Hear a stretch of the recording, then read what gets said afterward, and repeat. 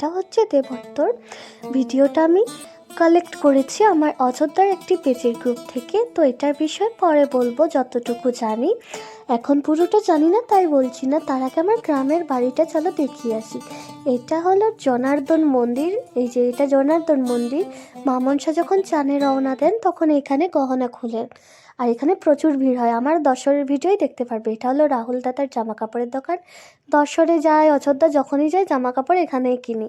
তারপর পড়বে একটা মস্ত বড় বাজার, মানে মুচিপাড়ায় বাস থেকে নামবো, তারপরে মা মনসার মন্দির, বাজার, তারপরে আমার ঘর।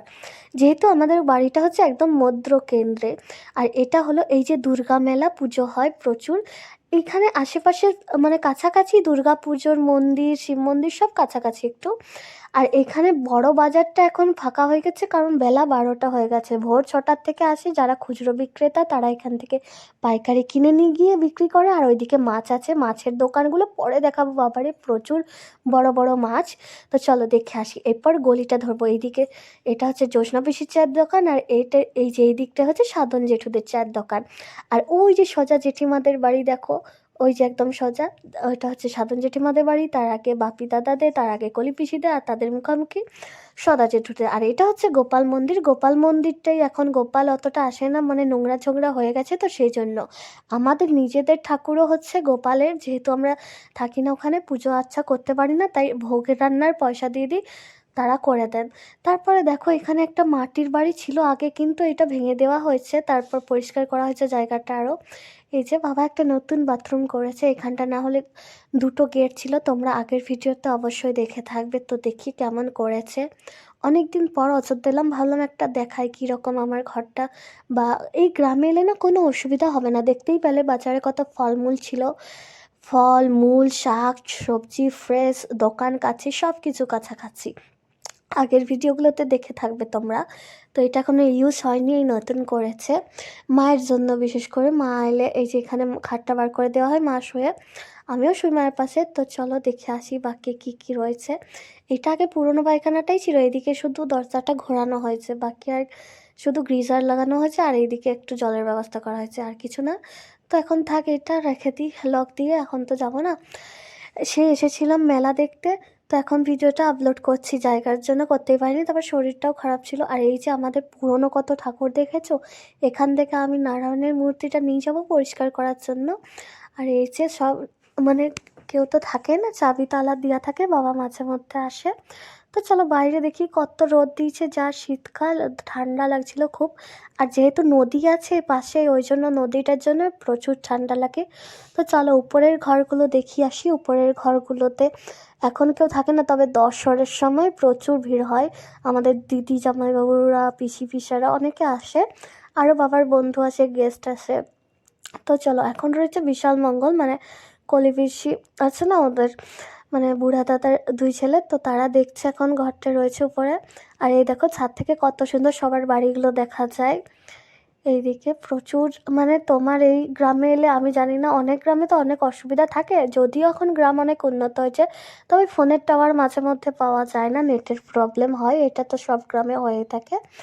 আর এই যে এটা হচ্ছে উপরের একটা রুম, নিচে যে লম্বা লম্বা রুমটা, তার উপরে দুটো ভাগ হয়েছে, নিচটার ভাগ করি না, কারণ দশরের উপরগুলো গরম থাকে, তো নিচেই সবাই থাকি, গল্প করি, মজা করি, হই হুল্লোড় করি। আর উপরে আমরা বাচ্চাগুলো বেশি খেলতে আসি। তো এখন 20 সালের প্রজেক্ট লিখার কাগজ দেখছি চড়ে রয়েছে। ওরা এখন নেই, জানি না ভিডিওটা দেখলে কী ভাববে, হয়তো যে একা একা এসে ভিডিও তুলে নিয়ে গেছি। আমি শুধু দেখাচ্ছি। আর এদিকে ষষ্ঠী বরতলা দেখা যায়, মানে যখন দশরের নাচগুলো হয় এদিকেও আসে, মানে অনেক অনেক কিছু হয়। এটা হচ্ছে আমার মা বাবার রুম ছিল, উপরে অনেক কিছু রয়েছে। মানে আমাদের বাড়িতে আগে ঠাকুমা নারায়ণের পুজো করতো, পুরনো জিনিস ঠাকুরের অনেক কিছু দেখতে পাবেন, যেগুলো এখন ঝুল পড়ে গেছে। মানে যেখানে নেই তাই সেখানে পুজো আচ্ছা হয় না। আর এমনিতেও তো 1 বছর না হলে পুজো করতেনই, নাহলে আমাদের আগে মানে প্রতি। তো চলো এরপর বাইরে যাওয়া যাক, উপরগুলো তো ফাঁকাই থাকে, গেটটা লাগিয়ে দিই। আর তোমাদের ভিডিওটি কেমন লাগলো অবশ্যই বলবে। এটা হচ্ছে অনেক পুরনো একটা ড্রাম, যেটা আমি জন্মের পর থেকে দেখছি, জানি না কি জন্য ব্যবহৃত হতো। পুরোনো লেপ তো রাখার জন্য ব্যবহৃত হতো, জলটা পড়ে গিয়ে মঙ্গলের জুতোটা ভিজে গেল। আর এই দিক থেকে দেখুন পুরো গ্রামের সিনটা একটু হলেও দেখা যাচ্ছে। আর এই দিকের দরজাগুলো মানে ওই মানে নিচে যে বাথরুমটা হয়েছে একটা দরজা ছিল ওটা তুলে রেখেছে ওইদিকে। যা কিছু পুরনো জিনিস আছে সব উপরে তোলা আছে। অনেকটা ফাঁকা হয়েছে, আগে অনেক পুরনো বইপত্র ছিল। আর এইটা হচ্ছে ঠাকুরের তাক, এই যে ঠাকুমার গুরুদেব। আর আমি এই শঙ্খটা অনেক পুরনো, ভেঙে গেছে। আর আমি যেই শঙ্খগুলো অনেক ফেসবুকে দেখেছি ভাইরাল হচ্ছিল এগুলো, তো আমি মানে ভাবতেই পারিনি যে আমার ঘরেও ছিল। খেয়াল করিনি অতটা, দেখেছি যখন নারায়ণ পুজো হতো এগুলো দিত, তখন তো ছোট ছিলাম অত জানতাম না। এটা হচ্ছে রিয়েল শঙ্খ, যে শঙ্খ পোকাটা হয় না চলে চলে যায় সমুদ্রের মধ্যে আর তারপরে গুটি যায়, এটা হচ্ছে রিয়েল শঙ্খ। তারপরে এটাকে ঘষে মেজে বাঁচানোর শাঁখে রূপান্তরিত করা হয়। এটা লক্ষ্মী আর নারায়ণ দুটো জোড়ায় রাখা হয়। বাবার যখন ধানের ব্যবসা ছিল তখন ওই যে মূর্তিটা লক্ষ্মী নারায়ণ, আমি প্রথমে ভাবতাম এটা মাটির মূর্তি, হচ্ছে এই যে পাতলাটা হাত দিলেই হয়তো ভেঙে যাবে, ভয়ে কোনোদিন হাত দিইনি। কিন্তু যেহেতু পুরনো হয়ে গেছে এটা ধোয়ার জন্য আমি ভাবলাম দেখি, হাত দিয়ে দেখছি লোহার পুরোটাই, মানে পিতলের অষ্টধাতুর হয় সেরকম টাইপের। তো এটা আমি সঙ্গে করে নিয়ে এসেছি মাজার জন্য, মানে পরিষ্কার করার জন্য।